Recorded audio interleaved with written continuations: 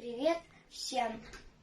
Я Никита, и сегодня мы будем готовить национальное блюдо Беларуси. Оно называется драники.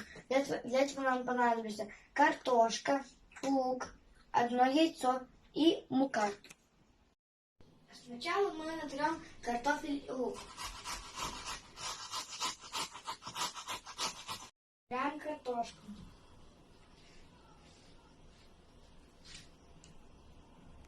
Отодвигаем.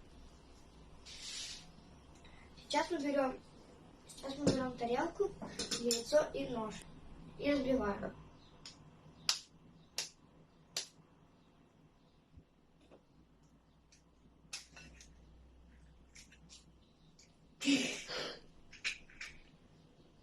Так получилось. Берем муку и пересыпаем ее сюда. Но для этого нам нужна ложка.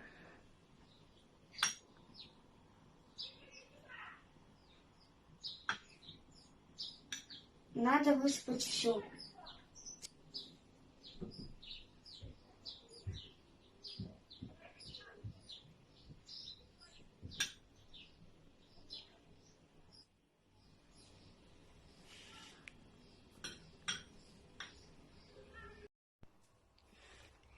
Хорошо перемешали картофель и ложим на хорошо разогретую сковороду.